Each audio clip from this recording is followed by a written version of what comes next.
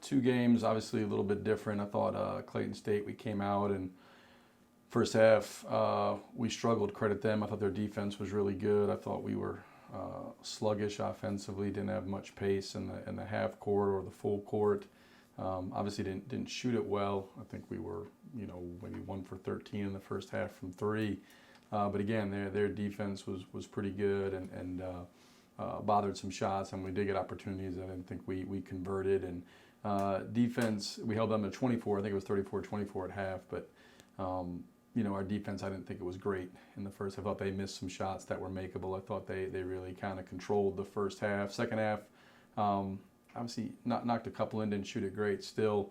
But I thought our defense really tightened up. And the whole game, we did a good job of, we always talk about, breaking paint and putting pressure on the rim. And I think we had, I don't know how many points it was, but probably close to, 50 or 60, in the paint. And so really, on the night we didn't shoot well, we were able to put a lot of pressure on the rim, and that got us, some separation there in the second half as our defense tightened up at the same time. With USC Aiken, came out of the gates the polar opposite, up 12-0, and thought we looked really sharp early, really coming out with an edge and aggressive, and I thought our defense was good, and then I thought really for the next 25 minutes Aiken really controlled the game. Barmore was fantastic. We'd seen them out in Missouri, and they played their first game. Brock didn't play, and then Barmore struggled out there, and then I didn't really get to see what happened. Their Tusculum game, I know, was tied at half, and they wound up losing by 30. So I guess second half obviously didn't go well for them. But they're a good basketball team. They're going to win a lot of games. They've just played a brutal schedule. I think 3 of their first 4 opponents have been nationally ranked. Tusculum was really good as the other opponent. So a lot of teams would be 0-4 in that scenario. So we had respect for them. We knew what their record was. We also knew how good they were and their individual players. And Barmore was sensational. We had difficulty with him. I thought they, second half we had some issues, transition defense. We missed a ton of box outs, and they were really aggressive going to the glass and generating second chance opportunities. And then we got down 5 in the second half with about 10.5, 11 to go. And I thought kind of like in the second half, Clayton State, our defense really tightened up. Our rebounding tightened up.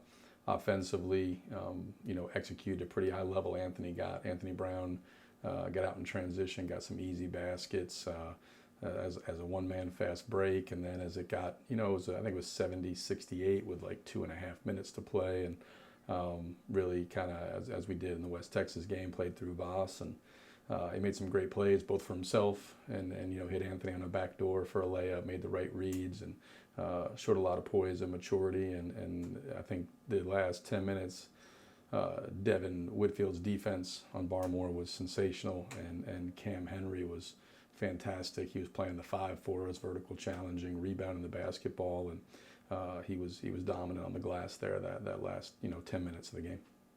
Heading into this season, obviously I know we're only 4 games in, but heading into the season you said, what shouldn't be a problem for us to score, but the focus would be defensively. How have you felt through the first 4 games of the season about where our defense is? Probably regret saying that because it has been a struggle for us to score some, comparative. But no, defense has been good. It can always be better. I mean, I think we're holding people to 36% through 4 games. We've played pretty good competition when you look at what we did out in Missouri and Aiken and Clayton State. So we've been challenged. Like always, there's things you can do better. I think, like I said in the beginning of the second half with Aiken, too many transition defensive lapses, too many missed box outs. And I thought a little bit of the same against Clayton State. Where we just weren't maybe as sound in that. We missed a couple box outs, and the better the team you play, the better you got to execute, and the higher the line is, and the less mistakes you can afford, right? So overall, it's been good, but I certainly think it can and will need to continue to get a lot better. But we're gonna hang our hat on that end of the floor. I know people get enamored with scoring, and I definitely understand that. I think, but a foundational thing has to be your defense, because shooting, as we saw this weekend, we won both games, and I think we shot a combined 14 for 51 from 3. it wasn't like we shot the lights out. And both games, in different ways, we had to kind of grind it out and rely on our defense, and that's going to be the case. There'll be nights like Davenport where everything goes in and you feel great, but we still defended that night. And then we didn't defend particularly well against West Texas A&M. That was the one game, including the scrimmages, that we just didn't look like we were there defensively, connected, playing together. But we can get a lot better. But again, I think we've got to hang our hat on that. That's got to be the foundational piece of our program, is that we're going to be, starts in transition defense, but certainly half-court defense and limiting second chance, that we're going to be sound in all those areas. Boss McCauley obviously has been impressive so far this season. Anybody else that has maybe surprised you or that really stands out through the first 4 games? I mean, we've had a number of guys play well. I think, Anthony Brown's, had a really good 4 games. You look at, what he's doing from the field and assisting and rebounding, and his defense has vastly improved from last year. Devin Whitfield's a guy that it's going to come for him. It's an acclimation coming from somewhere else to here. Went through this with Jarrell Simmons, with Trayvon Shaw, their first years. They eventually figured it out.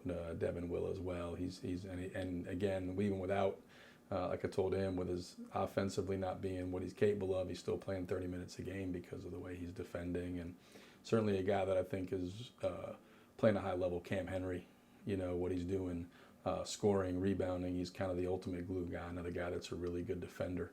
So there's been a number of guys. Ronnie Hackett giving us some low post presence and scoring in there, giving us somebody to throw it to. Cam Calhoun has given us huge minutes off the bench in various games. And talk about a guy that is selfless and puts a team above self. He's a preseason first-team All-League player who's coming off the bench and doing it willingly.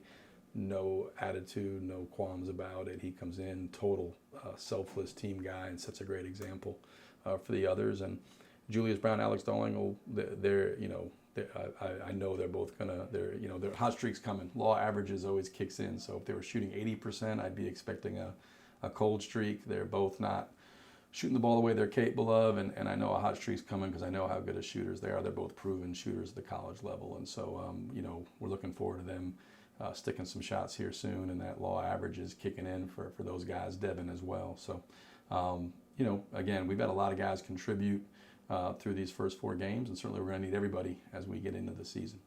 Christian Brothers, another team receiving votes. I think the fourth team in the first 5 games of the season receiving votes in the poll. They come in this weekend. Maybe just talk about the weekend matchup. Yeah, I don't know who scheduled these games, but if it wasn't me, I would definitely have fired the person that put us in this first 5 games. But no, Christian Brothers, it's a different team. We went down there last year and they just kicked our butts. I think they were up 27-6 in the first few minutes, and they just steamrolled us. We got back in the game. I think we wound up losing by 6. We cut it to 1 a couple times, but they just kept making plays. Now they did. Mike Niedemann went to Delta State, but they've got new coach in it, and John Riley, who's doing a good job. They've only played 2 games, both against Central State. They have 3 guys back that played significant minutes for him, started some for him. Jacob Lyons, Nick Deifel, and then they got Brad Miller. They got a transfer that's leading them in scoring, number 12, Lewis. They got another transfer, 2 transfer point guards, 3 and 11 that are kind of splitting time there, and they've got another kid back, I think Ruth Satch, that's number 5, and he played for him last year in a bench role. So they play 8 guys, 4 of whom are back, 4 of whom are newer transfers. But good team though. They're a little bit different than what we've seen. They run a lot of like traditional motion, almost like blocker mover stuff that Virginia runs some of, and you see a little bit with Portland in the NBA. So navigating a lot of screens.